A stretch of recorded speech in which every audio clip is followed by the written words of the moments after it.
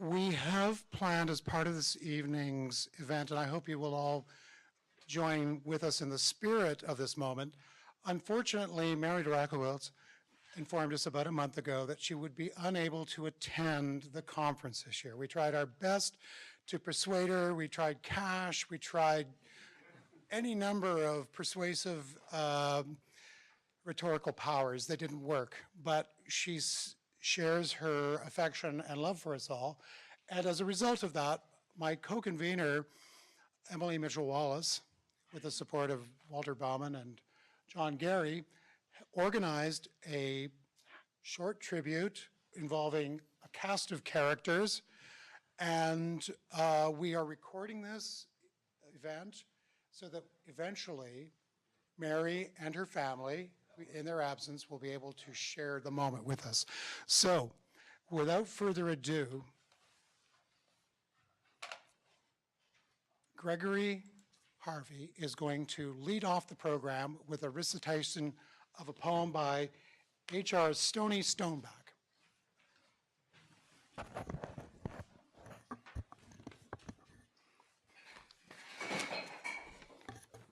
Pound is definitely here. I'm convinced of it.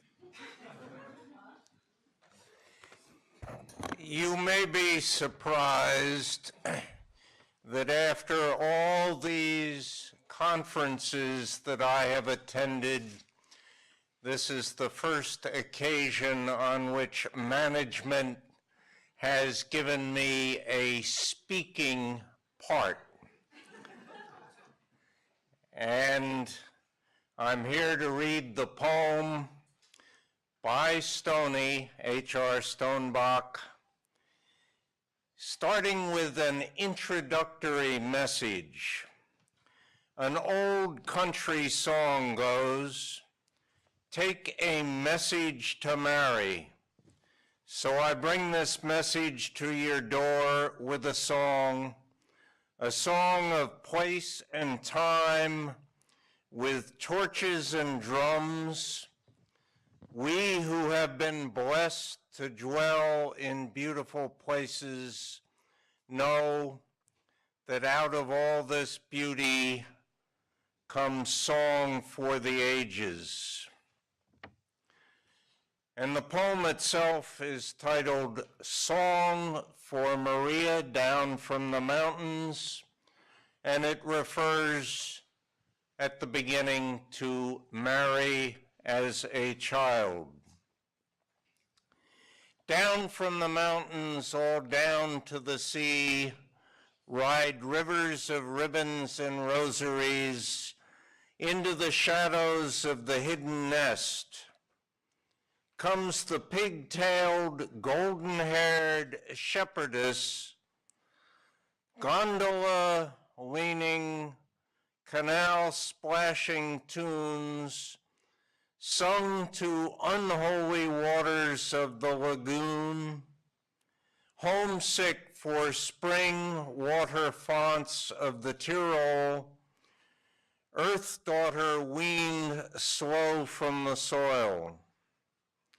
Rocks and fields, the sheep, the cows, the horses, the chanting of ancient songs and stories when the peasants sit by the vaulted stoves through winters longer than strong missiles, old loves, homesickness, yes, but there was the Bible, read in English on his lap, and magic fables, city walks, clacking of Coup 10 printing press at Santo Stefano, where the ice cream was the best. Cantos in the evening, and always the leaving. Oh, let the villagers bring flowers and song with torches and drums. For all things in every place, all things human have their homecoming, and we only know where we are when we are home in the country of the heart, and spring glimmering stone. Thank you. Thank you, Gregory.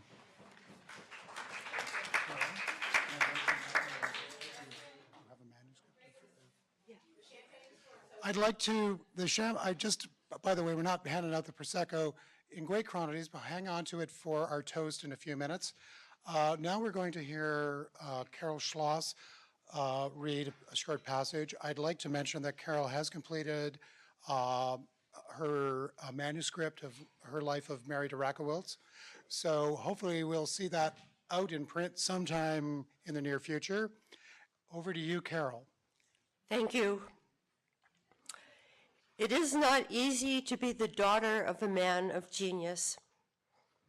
The Rudge Pounds were unsparingly honest in their assessment of life.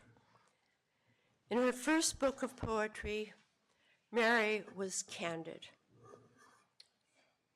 "These are the morals of poets and their daughters," she wrote, to pulverized pedestrian students and sweaty journalists, to be blonde papier-mâché angels like those beside the whitewashed sepulchres of country churches at Easter. He is risen to the crying women with the ointment. He has taken the way of the sea. In 1965, she imagined that her father, the god, had disappeared, leaving fake replicas with ridiculous tasks. The poem expressed exhaustion and disillusion, which we can well understand. There must have been many such moments and even years of discouragement. We can imagine what it was like finding that one's father had been locked up and flown to another country with a terrible political cloud over his head. We can think of years of struggle to establish who owned the Pound archive. We can think of the disappointment when neither Pound nor Olga liked discretions. Quote, "Alas, my parents did not like my book. No miracle has happened. I am very sad about this, but resigned." We can remember that Brunenburg itself, a place we have all come to love, was once at financial risk and that Mary faced homelessness. We can understand what it was like when Omar Pound vetoed bringing out a volume of Pound's letters to his parents. Mary Bernard wrote, "Yes, I was there when you received word that Omar was blocking your publication. We both observed and commented to each other that you had seemed to relax and become more at peace just during the short stay. And then the morning we left, you received that letter, and so we left you in such a state." Any one of these life circumstances might have overwhelmed another person, but Mary de Rakowilz persevered. In 1985, she published the completely translated Italian version of the cantos, described by reviewers as, quote, "perhaps one of the most encyclopedic poetical works in the English language, a way to sum up man's intellectual achievements for future generations, should another great deluge come." Mary described this epic achievement as a quest not to devote her life to her father, but to her own education. Quote, "That is what I would like to give to the students, to go on seeking the idea that there is no end on the road to knowledge."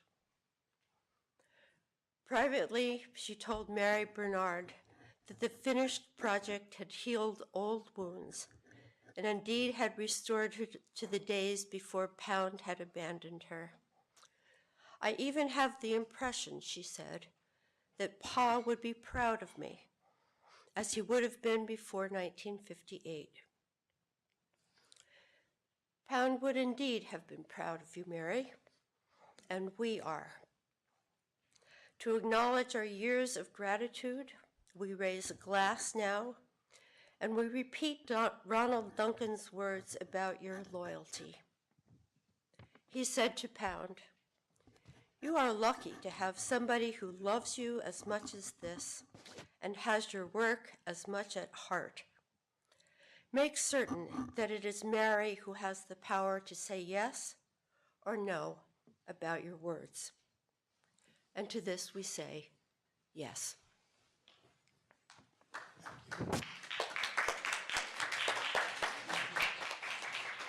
Thank you very much, Carol. That was beautiful. Thank you so much. It's now my pleasure to introduce Professor Jean-Michel Rapité.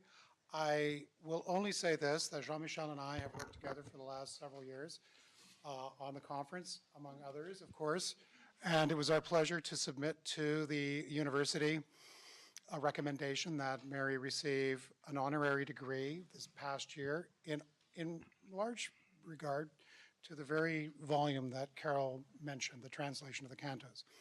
Well, we'll try it again next year. So over to you, Jean-Michel. Thank you. I have to say that if Pound were to come back to the University of Pennsylvania, he would probably see something much closer to his idea of what a good university should be, and in great part thanks to David's efforts and the various groups here working on modernism that meet quite regularly. But anyway, this is about Mary, and it's a very, very short little text, and the title is "A Stone Throw Never Abolishes Chance." You probably recognize the allusion. I just say this, that Mary de Rakowitz found her poetic voice with the collection Whose World? To this question, her answer could have been mine. However, she perhaps responded to her own interrogation with the deflating title of her second collection, For the Wrong Reason. In those later poems, at times, not always, one hears a Northern English voice close to that of Basil Bunting, a notable disciple of her father. Like Bunting, fundamentally, Mary has plenty of grit. This is a rare quality that combines the hardness of stone, the humility of the earth, and the amplitude of myth. It is best exemplified by this superb quatrain in which I see her true signature. I quote, "Each Mary must from hearthstone to hearthstone into the ovens wander and search the ashes for the bone loss and the flint." Thank you.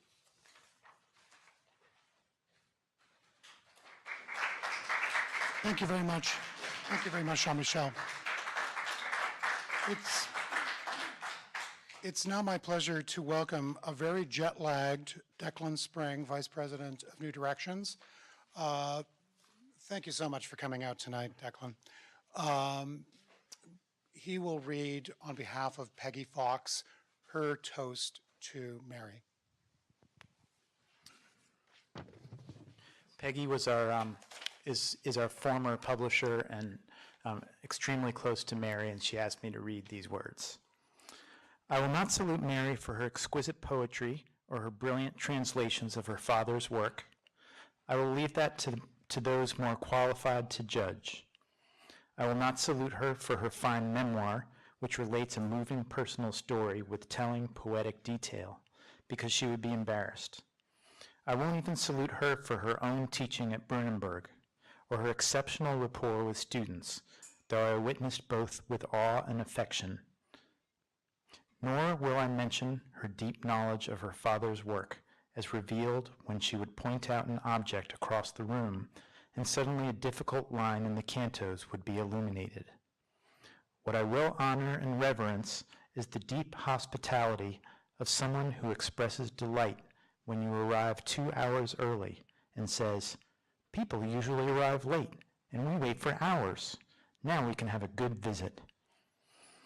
I celebrate the ingenuity and charm of someone who, quote, "with nothing in the house, serves a meal of figs and prosciutto, followed by homemade minestrone." I applaud the laughter and the gossip we always share, her mock annoyance when I call her Principessa, the name James Laughlin, her father's publisher, and the man who brought us together would teasingly use. For Mary de Rakowitz considers herself an egalitarian American, and her relationships with scholars, students, her neighbors in Dorf Tirol, her family, her friends in many countries, proclaim that she is exactly right. I will salute the humility, the humanity, the luminosity of Mary de Rakowitz. Thank you so much, Declan. Thank you. Thank you. It's now my great pleasure to introduce Emily Mitchell-Wallace. Emily and I have spent a lot of time together over the last couple of years, and unbeknownst to me, she is also a poet, and she will honor us with a poem this evening to toast Mary.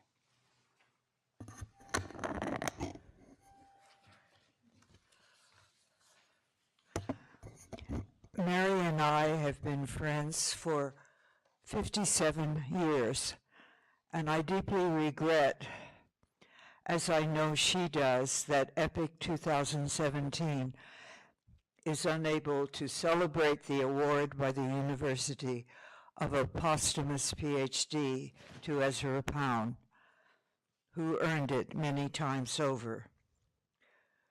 We wish the three generations were here in person, but let me introduce you to them if you don't know them.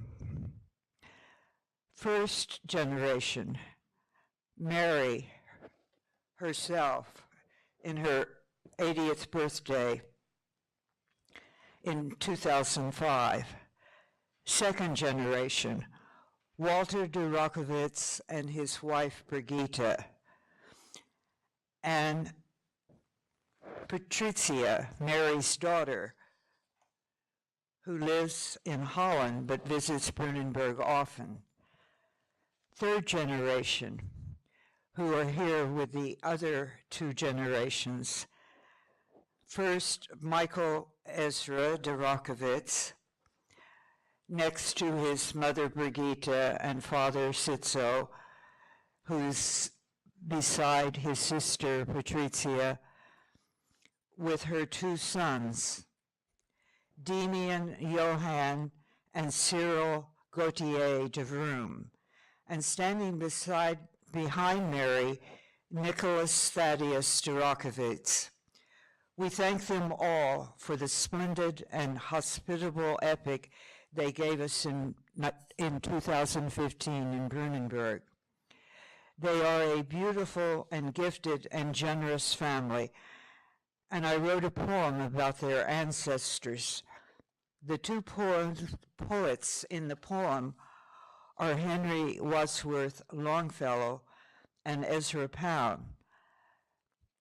Emily Dickinson had Wadsworths in her family, so it's possible that Ezra was distantly related to the other poet of the 19th century who was, not the other poet, to the poet of the 19th century who was unknown. Longfellow, of course, was the most popular poet of the 19th century in America. Pound is undoubtedly the most famous of his era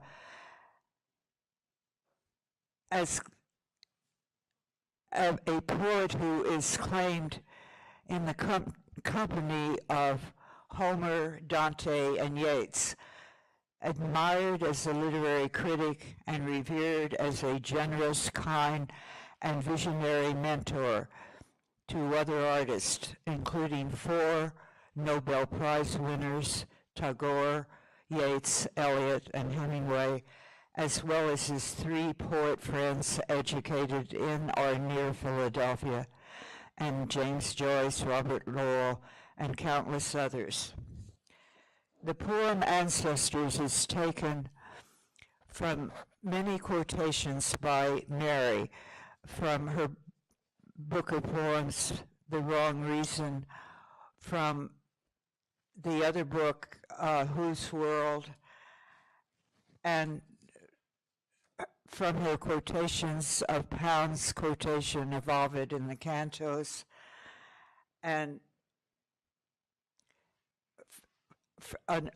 it concludes with a poem by Mary from a Charter Oak poem. The poem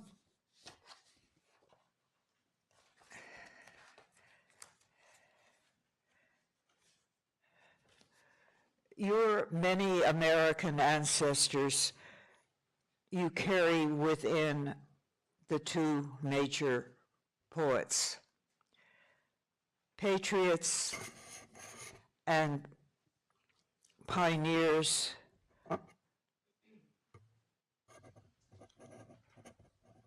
musicians, and assayer, lawmakers, governors, farmers, teachers, whalers, philanthropists.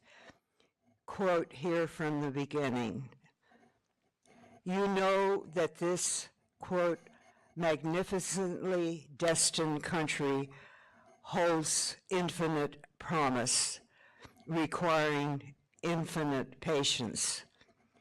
You write, quote, it can't be all cantos all the time, can it? Love makes art matter, as Dante and Henry James show, and art makes love matter. You write, ogni parole un poeta scrive a politico. Every poet writes politics. In Rock Drill and Thrones, quote, adjutante calissimus, from your father's beloved Ovid.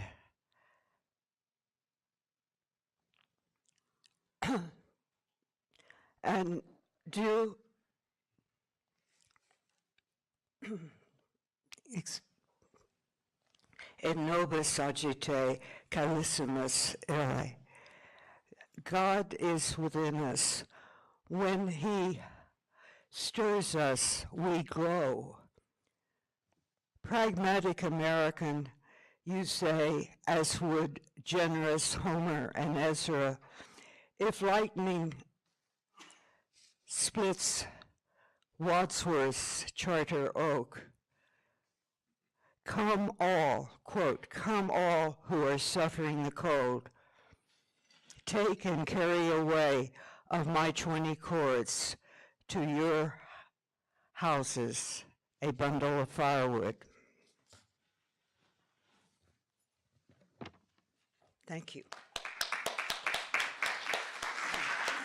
Thank you so much, Emily. Thank you very, very much. That was beautiful.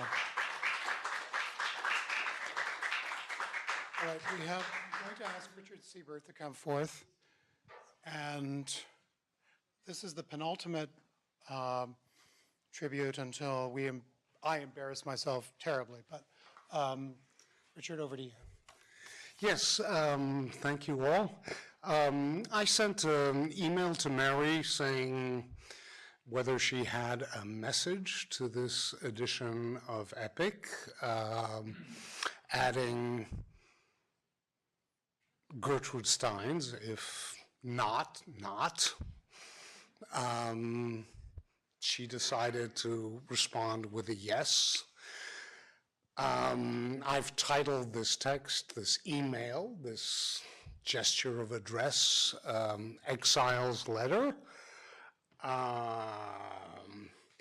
It's a very interesting Poundian text, I think, in which Mary rehearses the inventory of all the Poundian and grave sites she visited in the U.S. over the course of the years, giving blood to ghosts, and then goes on to list the Americana still treasured at Brunnenberg, before finally addressing all of you here at Epic Penn.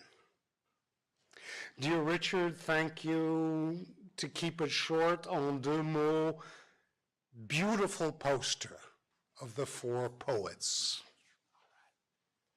Marion M. and WCW I visited in Brooklyn and Rutherford alive. HD's tomb in Bethlehem, thanks to Emily Wallace. Edem, the cathead, i.e. Homer Pound's mother, in Philadelphia North Cemetery. Her daughter married a foot. Isabel's mother, Mary Weston, in Hopkinton Cemetery. TCP's, Thaddeus C. Pound's, monumental grave in Chippewa Falls. Also, the Rudge grandfather and various tombs in Youngstown, Ohio. I visited them all. Ancestors from both sides, not only buried, but born in the USA. I don't think she knows the boss, but from New Jersey. The two O'Connell girls, Olga's mother, sung in Brooklyn and New York before leaving with her three children permanently for Europe. Her aunt, Mrs. Harold Baines O'Connell, naturalist and photographer, died in Wyncote. Homer and Isabel are buried in Italy. Familial relics, books, Weston and Loomis, and paintings, the William Page portrait of Mary Parker and the Wadsworth coat of arms, the Hannah Howe embroidery and some silver spoons, further, quote, Americana in the, quote, grandfather trunk that must have traveled across the continent, all are treasured in Brunnenberg. Deep roots in America. A final single sprig in Italy with son and daughter and 4 grandsons. Now the address to you. It's a sense of decency plus age that prevents me from accepting the invitation to Philadelphia, and in my head, the hammering of EP's words, quote, not necessary to move, begin where you are, pass on the tradition, honesty of mind. And during the last 10 years, his random notes, transcribed by OR, which I hope to bring out with new directions, and we all do. These beautiful lines. The displaced must seek root space, and the lucky grow where they are.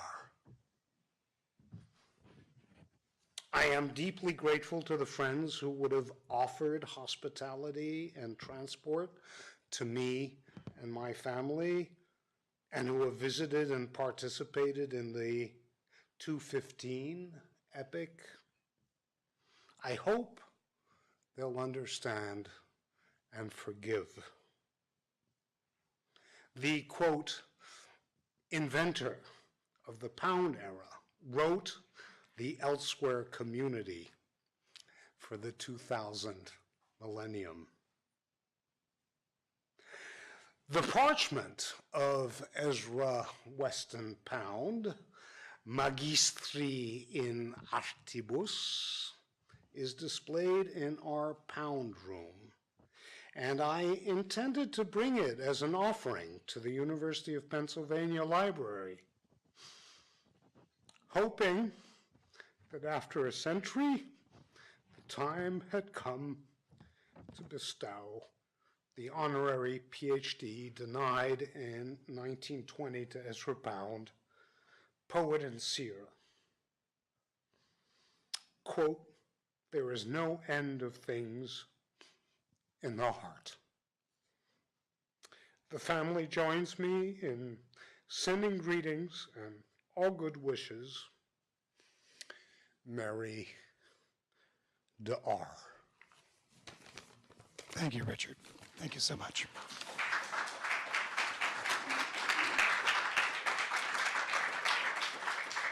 And the University of Pennsylvania Libraries will work on that last mentioned item.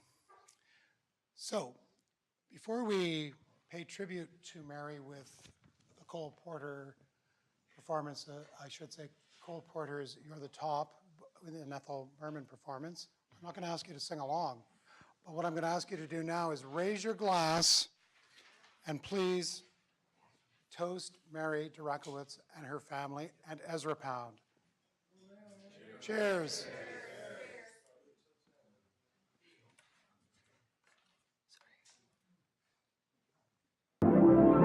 You're the top. You're the Coliseum. You're the top. You're the Louvre Museum. You're a melody of the symphony by Strauss. You're a Dagny bonnet. Shakespeare's got it. You're Mickey Mouse. Rat. You're the Nile. You're the Tower of Pisa. You're the smile on the Mona Lisa. I'm a voiceless chick, a total wreck, a flop, but a baby of the bottom. You're the top. All right, beautiful. All right. You haven't earned your keep yet. You haven't earned your... Please take a sip of Prosecco again. We'll have a second toast to our topmost hostess who ain't here tonight. Mary Durakowitz, please, one more time. Happy birthday to you. Happy birthday to you. Happy birthday, dear Mary. Happy birthday to you. Thank you, everyone. Thank you, Mary. With that said, there's more to drink, more to eat, and let's party on in Mary's honor.